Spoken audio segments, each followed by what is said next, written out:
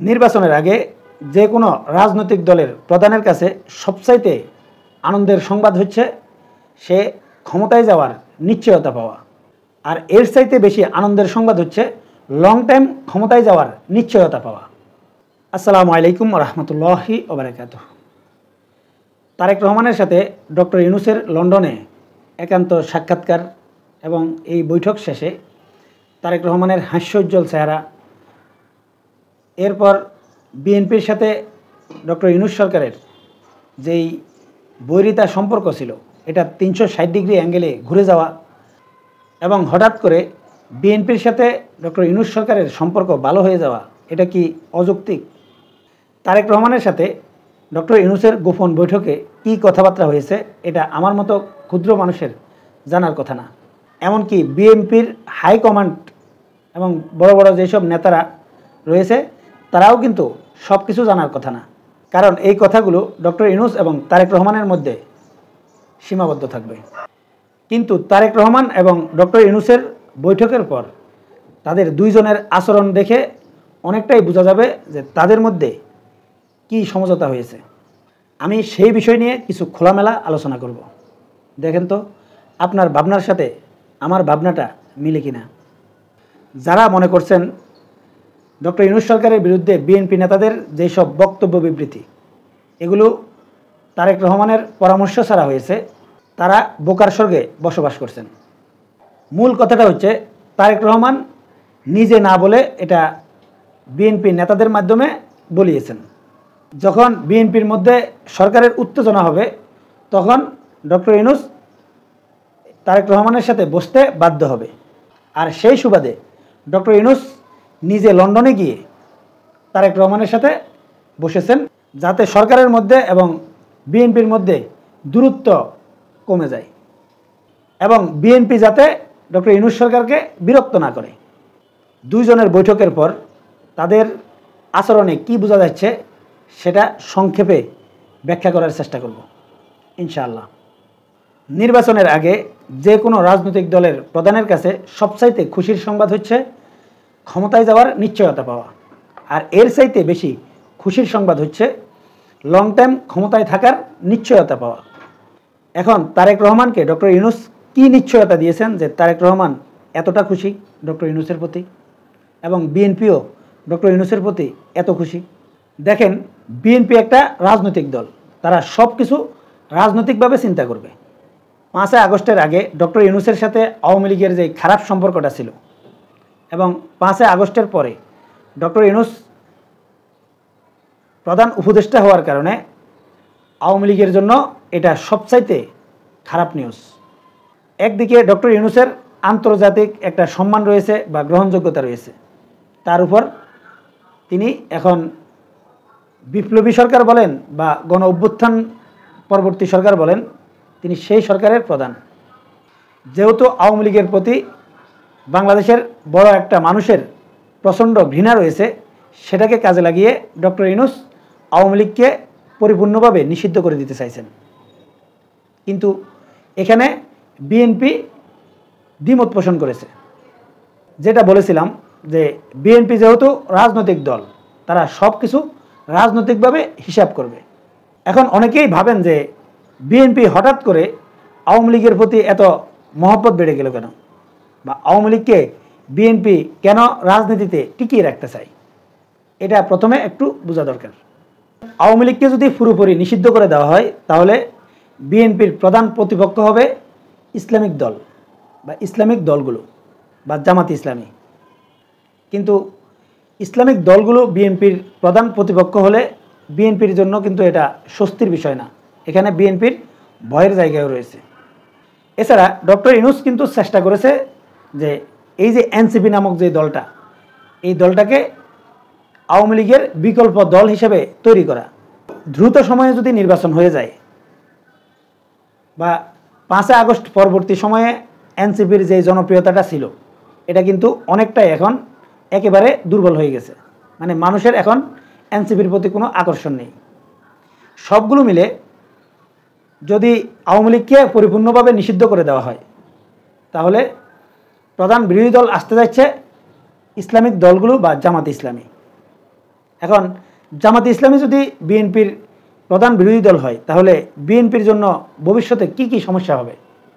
দেখুন, ইসলামিক দলগুলোর নামের পাশে যতক্ষণ পর্যন্ত ইসলামী নামটা থাকবে, ততক্ষণ পর্যন্ত পশ্চিমা বিশ্ব এই দলগুলোকে ক্ষমতায় আসতে দিবে না, এবং সেটা তারা স্বপ্নেও কল্পনা করবে না। যদি ইসলামিক দলগুলোর জনপ্রিয়তা 80%ও থাকে, তারপরেও না। তাই পশ্চিমারা অবশ্যই চাইবে বিএনপির প্রতিপক্ষ বিএনপির মতো অন্য একটা দল হোক, কিন্তু ইসলামিক দল যাতে না হয়। কারণ যদি ইসলামিক দলগুলোর হঠাৎ কোনো উত্থান ঘটে, এটা পশ্চিমাদের জন্য অবশ্যই টেনশনের কারণ হবে। তাই তারা বিএনপির প্রধান প্রতিপক্ষ অবশ্যই বিএনপির মতো অন্য কোনো দলকে চাইবে। এখন যদি আওয়ামী লীগকে নিষিদ্ধ করে দেওয়া হয়, এনসিপিকে যেভাবে উঠানোর চেষ্টা করা হচ্ছে, এবং এনসিপি যে অবস্থায় আছে, এটাকে বিএনপির প্রতিদ্বন্দ্বী দল হিসেবে গড়ে তোলা সহজ হবে না, এবং সেটা কিন্তু খুব দ্রুত হবে না, অবশ্যই সময় লাগবে। কিন্তু এটা ডক্টর ইউনূস সরাসরি প্রকাশ করতে পারবে না।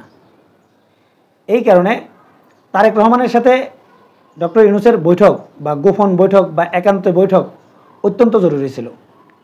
এমনকি যদি দ্রুত নির্বাচন দিয়ে দেওয়া হয় এবং বিএনপি যদি ক্ষমতায় আসে, তাহলে আওয়ামী লীগকে ডক্টর ইউনূস যেভাবে চাপ প্রয়োগ করছে বা নিষিদ্ধ করার যেভাবে চেষ্টা করছে, অথবা আওয়ামী লীগের মূল নেতৃত্বটা ভেঙে দিয়ে আওয়ামী লীগটাকে দুর্বল করে দিতে চাইছে, যাতে সহজে আওয়ামী লীগ আবার ক্ষমতায় এসে প্রতিশোধ নিতে না পারে।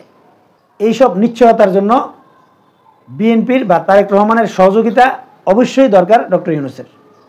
হয়তো ডক্টর ইউনূস তারেক রহমানকে এটা বোঝাতে সক্ষম হয়েছে যে আগামী নির্বাচনে তুমি সহজে ক্ষমতায় যেতে পারো, সেই রাস্তা আমি তৈরি করে দেব, এবং লং টাইম যাতে তুমি ক্ষমতায় থাকতে পারো, সেই রাস্তাও আমি তৈরি করে দেব।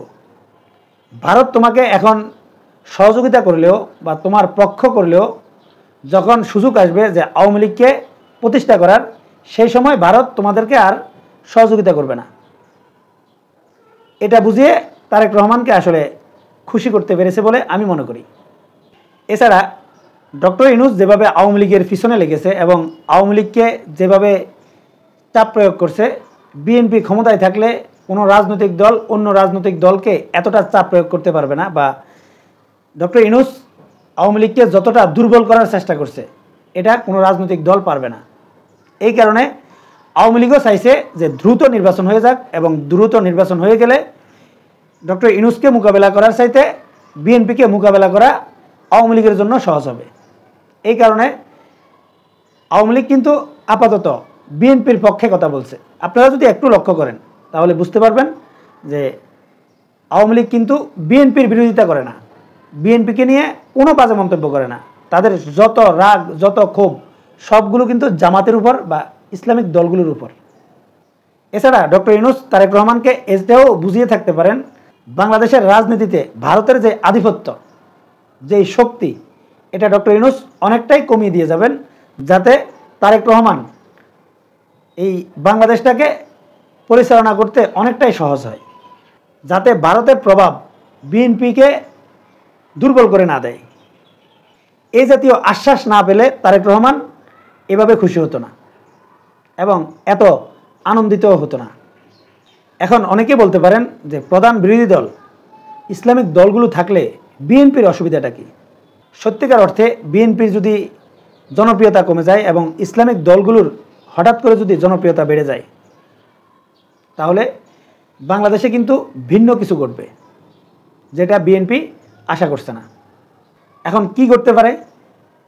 ঘটতে পারে এটা, যদি ইসলামিক দলগুলো প্রধান বিরোধী দল থাকে আর তাদের যদি ক্ষমতায় যাওয়ার সম্ভাবনা নিশ্চিত তৈরি হয়ে যায়, তখন এই পশ্চিমা বিশ্ব অবশ্যই কূটকৌশল চালবে।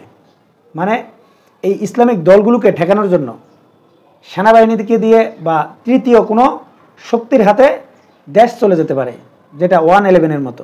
আপনারা যারা ইন্টারন্যাশনাল রাজনীতি বুঝেন, তারা জানেন যে যে কোনো দেশের সেনাপ্রধান যদি রাষ্ট্র ক্ষমতা দখল করে, সেটা আমেরিকার পরামর্শ ছাড়া করে না।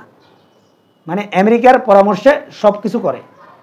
এবং আমেরিকা যদি সহযোগিতা না করে কোনো সেনাপ্রধান বা সেনাবাহিনীর সাহস হবে না যে রাষ্ট্র ক্ষমতা দখল করতে। যখনই তারা দেখবে যে আমেরিকার স্বার্থের বিরুদ্ধে বা আমেরিকার চাওয়ার বিরুদ্ধে কোনো কিছু হতে যাচ্ছে, তখনই কিন্তু এই সেনাবাহিনীকে আমেরিকা ব্যবহার করে, যেমন পাকিস্তানের ইমরান খানের বিরুদ্ধে করা হয়েছে। এখন ইসলামিক দলের সমর্থকরা আমার সমালোচনা শুরু করবেন, আমি জানি।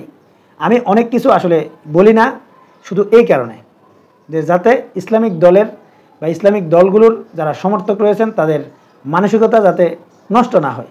কিন্তু বাস্তব সত্য হচ্ছে বর্তমান বিশ্ব রাজনীতি যেভাবে নিয়ন্ত্রিত হয়, দেখেন তো যে একটা মুসলিম রাষ্ট্রে ইসলামিক দলগুলোকে ক্ষমতায় আসতে দিয়েছে বা ক্ষমতায় আসার পর তাদেরকে টিকতে দিয়েছে।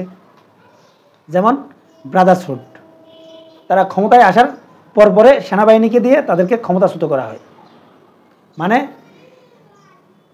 যেই পশ্চিমারা কোনো মুসলিম রাষ্ট্রে পারমাণবিক অস্ত্র থাকুক এটা সহ্য করতে পারে না, সেই পশ্চিমারা কোনো মুসলিম রাষ্ট্রে ইসলামিক নাম দিয়ে ইসলামিক শরিয়া বাস্তবায়ন করে রাষ্ট্র পরিচালনা করতে দিবে, এটা আসলে ভাবাও বোকামি। এবং ডক্টর ইউনূসের মতো লোক থেকে ইসলামিক দলগুলো সহযোগিতা পাবে এবং সেই সহযোগিতায় ইসলামিক দলগুলো ক্ষমতায় যাবে, যিনি পশ্চিমাদের সবচাইতে পছন্দের ব্যক্তি, তার হাত ধরে এটা ভাবাও আসলে বোকামি। ইসলামিক দলগুলো ক্ষমতায় যাওয়া কতটা কঠিন এবং ক্ষমতায় গেলেও তাদেরকে রাষ্ট্র পরিচালনা করতে দিবে কিনা বা রাষ্ট্র পরিচালনা করতে কি কি বাধার সম্মুখীন হবে, এই বিষয় নিয়ে একটা ভিডিও আমি অবশ্যই করব। সেই ভিডিওতে আমি বিস্তারিত আলোচনা করব। এখন এমনিতেই যদি আমি আপনাদেরকে এই জাতীয় কথা বলি, আসলে আপনারা আমাকে ভুল বুঝবেন। তাই সেই ভিডিও দেখার আমন্ত্রণ জানিয়ে এখনকার মতো শেষ করছি। আল্লাহ হাফেজ।